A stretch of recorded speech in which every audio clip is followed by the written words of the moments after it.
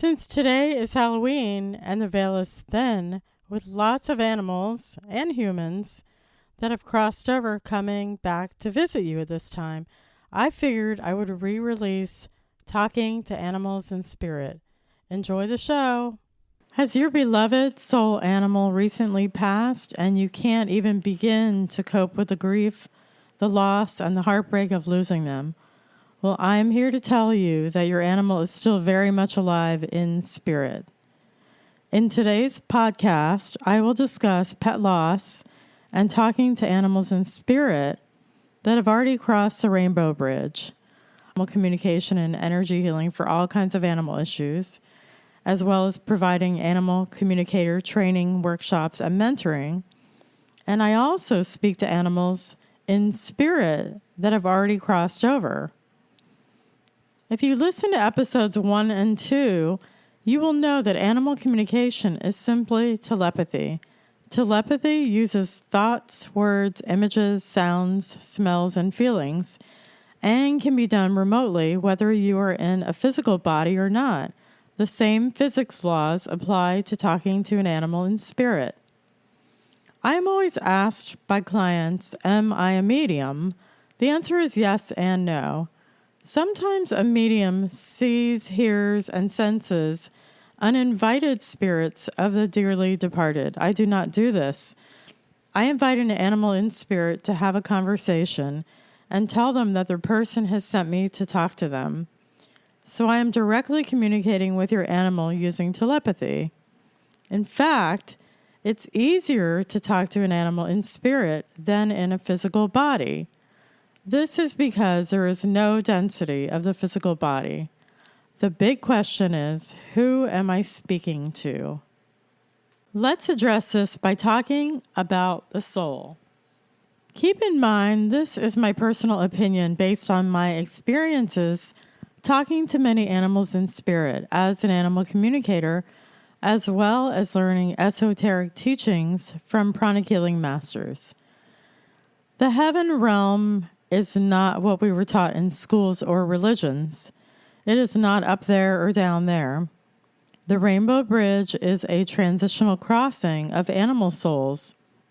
The spirit realm is just a dimensional jump or a different dimensional plane. As I mentioned, we can access animals in spirit telepathically, similar to mediums who talk to animals that have passed.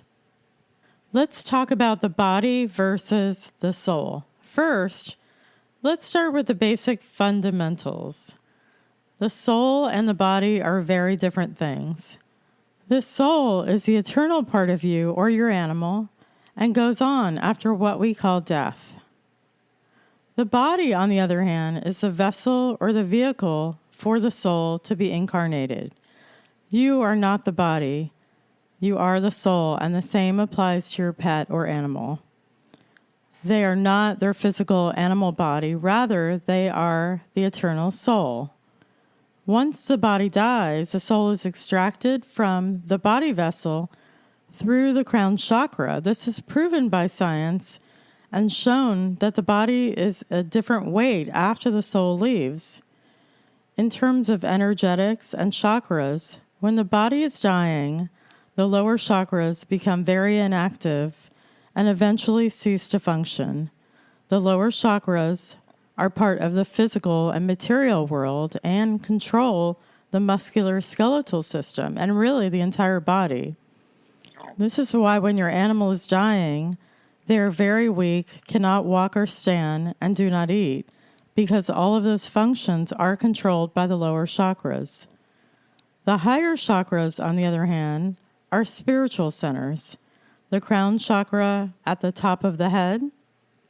So when your body dies, the eternal soul is extracted through the crown chakra or the top of the head. People who can see energy can see this happening right after someone passes. So you can see there is really no such thing as death. It is merely the shutting of the body vehicle and the transition or crossing of the eternal soul.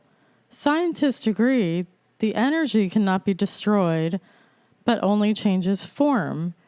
And this is a process happening during what we call death. It is not the end. Since the soul is the eternal part, the soul can be reincarnated and reunited with the person or family over lifetimes. Our soul animals come with us on our earth journeys to be of service to us and to help us with our lessons. Please join me in episode 8, the next episode on soul animals, past lives, and reincarnation to discuss this in more detail. If you listened to the last episode 6, you would know that I can help with the animal's transition and find out if they're ready to leave their body. But how can animal communication help with the immense heartbreak and grief after your animal passes on? I can help alleviate your deep sadness and grief when you have lost your beloved animal. As I mentioned, I can directly communicate with your animal in spirit and answer any questions you may have unanswered. I can find out how they are feeling, how the transition was, if they met up with any other human or family members in the spirit realm, how they enjoyed their life with you, and even if they are coming back to you. I can also do a past life regression if we feel this is an important step in your grief recovery process. As I mentioned, more on this in episode 8, the next episode on soul animals, past lives, and reincarnation. As we discussed in episode 6, the last episode, how long should you wait to talk to your animal once they have crossed over? We talked about Buddhist traditions say you should let the body rest for 4 hours after death so the soul can complete its journey. Hindu traditions chant Om Mani Padme Hum to help the soul transition. Other Judeo-Christian religions provide a rest period for a couple of weeks before trying to talk or engage the departed soul. I shared my personal opinion that you should give your animal a couple of weeks to transition, especially if something traumatic has happened. As I talked about, some animals do not know they have crossed over. This may be true in the case of an accident or some kind of trauma. I have talked to animals that have just crossed over, and it's very dependent on if they had a peaceful or traumatic passing. I would respect their need for rest and transition before talking to them for at least 2 weeks. Here are some specific questions I could ask your animal in spirit. I could find out how their transition was, if they are at peace, if they felt any pain during the transition or before. Many clients feel horribly guilty and want to know that they've made the right decision. I could ask the animal how they felt about being put down at this time. I could ask if they were ready to go at that time, if you hadn't talked to them. I could also ask how they are doing now and how they feel. I could ask them to share where they are now and what it looks like. Or if any animals or humans greeted them when they crossed over. If they are with any other animals or humans from the soul family. And what they are doing now. And a whole host of questions if they wish to reincarnate and come back to you, including how to find them, what animal or being they've chosen, what will be the signs, and what they want to share. And most importantly, I could share anything you would like to say or tell your beloved animal. As I mentioned earlier, our animals are part of our soul family and may come back to us over and over again. Animal communication can help so much by healing the hole in our heart after losing your loved one. Let me tell you a personal story of how I healed after my horrible grief after losing my soul dog, Frosty. I talked about this in the last episode as well, but I feel the need to share this in this episode and perhaps the next one. When I adopted my dog Frosty at age 6, he was very aggressive, untrained, defensive, would growl, show teeth, you name it. Soiled in the house, peed, pooped in the house, ran away, bit me, bit other people, you name it. With time, we developed such a deep and loving bond that after his passing, an animal communicator told me that Frosty wanted to communicate this to me. I was not an animal communicator at the time. Frosty shared that he had many past lives with me, but he had a past life by himself as a controlling ruler, and said how much the love that I gave him in this lifetime and what I brought to him in this lifetime completely transcended his anger and his karma, and he was able to move past all the negative emotions because of our love together. And despite this, I grieved for the next 13 years until I became an animal communicator and found out that Frosty had incarnated with me over and over and over again to help me with my very big lessons in this lifetime and many other lifetimes. And I found out that in this lifetime, he was 3 other animals that I had had. And when I found this out, I honestly never cried again after crying and grieving for 13 years. Here are some amazing things that animals have shared with me from the other side. Animals have told me how they are greeted by humans and animal family members. And after the transition, they meet up with many more friends they had along the way. They have shown me that the spirit world changes as they transition. In the beginning, they are in a rest and transition phase, as I mentioned. Sometimes in the beginning, early on, I only see brilliant colors. I see what looks like plasma and bright lights. Some have even shown me a heaven of their own choosing. So if they love the ocean, they have a beach to run on. If they like the woods, they have trees and flowers around them, or hiking trails and mountains. So those were a little bit later on, where they had their own choosing of the environment that they want to look like heaven. And then later, they have shown me that it looks much like Earth, but it's a lot cleaner, and I would say the energy of all the beings walking around are a lot lighter and a lot happier and a lot more heart-centered. There's no anger walking around. So more heart-centered, I would say. But the common thing that all the animals shared with me is they were all very, very busy. This is after the transition and the rest period. This isn't early on. This is a little bit later. They were all super busy, hustling and bustling, going here and there. And I'm like, why are you so busy? What are you doing? They shared, more than one animal, many animals shared this with me, that they were busy preparing and planning with their guides and angels as to what they want to do and if they want to come back to their humans.